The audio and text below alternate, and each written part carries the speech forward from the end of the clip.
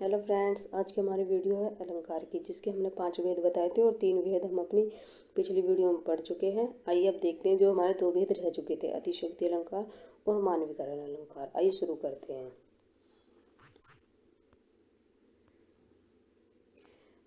अतिशयोक्ति अलंकार, जहाँ किसी व्यक्ति, वस्तु आदि का गुण, रूप, सौंदर्य आदि का वर्णन इतना बढ़ा चढ़ाकर किया जाए कि जिस पर विश्वास करना कठिन हो, वहाँ अतिशयोक्ति अलंकार होता है। जैसे एक दिन राम पतंग उड़ाई, देवलोक में पहुंच जाई। मतलब कि जहाँ पर किसी बात का या किसी वस्तु का बहुत बड़ा चढ़ाकर वर्णन किया जाए, ये मतलब कह जाए कि वो बहुत ही ऐसा हुआ, वहाँ ऐसा हुआ, वैसा, मतलब किसी बात का या किसी वस्तु का बहुत बड़ा चढ़ाकर वर्णन किया जाए तो हमारा अतिशयोक्ति अलंकार होता है। यहाँ क्या कहा है कि एक दिन राम ने पतंग उड़ाई और देवलोक में पहुंच जाई। मतलब पतंग तो उड़ाई होगी, पर क्या वो देवलोक में पहुंच गई होगी? राम एक सॉरी पर मैं आपको एक बता दूं कि राम ये नहीं कि राम नाम है तो यहाँ पर आप सोचोगे कभी राम भगवान होंगे। राम भगवान नहीं, एक मनुष्य है, एक इंसान है, एक बच्चा जिसका नाम है राम। वो पतंग उड़ा रहा तो वो देवलोक में पहुंच जाएगी? नहीं। यहाँ पर उसका जो वर्णन किया गया बहुत ही बढ़ा चढ़ा कर किया गया। यहाँ पर किसी वस्तु को या किसी किसी व्यक्ति का वर्णन बहुत ही बढ़ा चढ़ा कर किया जाए तो वहाँ अतिशयोक्ति अलंकार होता है। या मतलब कि किसी को कहेगी वो तो बहुत सुंदर था, वो इतना था, वो था, ऐसा था।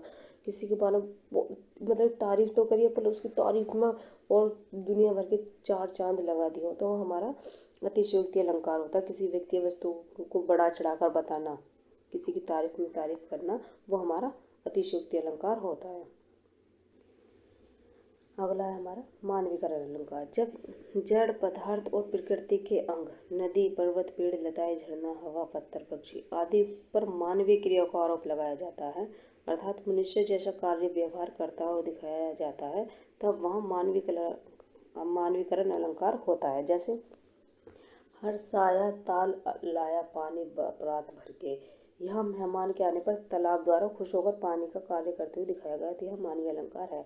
इस अलंकार में क्या बताया गया कि इस अलंकार में बताया गया कि जो प्रकृति की चीज़ें हैं, नदी, पर्वत, पेड़, लताएं, झरना, हवा, पत्थर आदि, ये सब जो प्रकृति की चीज़ हैं, उन पर मानवीय क्रियाओं का, जो मनुष्य है, जो उसकी क्रिया है, जो वो करता है, तो उसकी क्रियाओं का बताया गया है, क्रियाओं का आरोप लगाया गया है कि जो प्रकृति चीज़ है उन्हें इंसान की क्रियाएं जो हैं, जो वो कार्य करता है, उसके व्यवहार की तरह दर्शाया गया है। हर्षाया ताल लाया पानी प्रात भर, हर्षा मतलब जो तालाब है वो हंस रहा है, हंस रहा है। जो पेड़ हैं, जो लताएं हैं, वो ऊपर पेड़ पर चढ़ रही हैं। झरना है, झरना जैसे क्या लगे, जैसे कि आप कहीं घूमने जाओ, वहाँ कोई झरना निकल रहा हो, आप उसे देख रहे हो, कितना सुंदर झरना लग रहा है, कितना सुंदर झरना लग रहा है। तो सुंदर जो शब्द है उसमें वो मनुष्य के लिए प्रयोग किया जाता है ना। उस उसके जो हम झरने को सुंदर बता रहे हैं, वो मनुष्य की क्रिया ही तो है, जो हम उसे सुंदर बता रहे हैं झरने को। यह हवा बहुत तेज चल रही है, बहुत ही ठंडी लग रही है, तो हवा ही है, वो ठंडी हो जाए, गर्म हो, पर लेकिन वो किसकी क्रियाएं हैं? मनुष्य की क्रियाएं। ठंडा गर्म का महसूस होना तो मनुष्य को ही होता है, तो उस हवा को जो हमने ठंडा बताया है वो एक मनुष्य की क्रियाएं हैं। क्या मतलब? इसका मतलब कि जैसे कोई पक्षी हो, उसे हम कहें कि इसे कितना सुंदर लग रहा है, ये कितना अच्छा लग रहा है, तो ये मनुष्य की व्यावहारिक क्रिया है। मनुष्य जो उसकी मानवीय क्रियाएं हैं इसकी। जहाँ पर इसकी सीधी सिंपल परिभाषा है कि जहाँ प्रकृति के अंगों को, जहाँ प्रकृति की चीज़ों को, नदी, पर्वत, पेड़, लताएं आदि पर मानवीय क्रियाओं का आरोप लगाया जाता हो, जिन पर मानवीय क्रियाओं का आरोप मतलब जो उन्हें इंसान के क्रियाओं से, इंसान की चीज़ों से, मनुष्य की चीज़ों से जोड़ा जाए कि हाँ, नदी मनुष्य की चीज़ से जुड़ी है, हाँ ये ऐसी लग रही है, तो वहाँ पर हमारा मानवीकरण अलंकार होता है।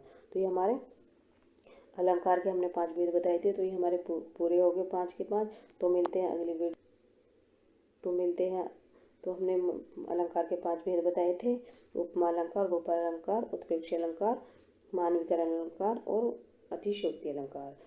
तो ये हमने पाँचों के पाँचों पढ़ लिए हैं, और अब हम मिलते हैं अगली वीडियो में नेक्स्ट वीडियो में। थैंक्स।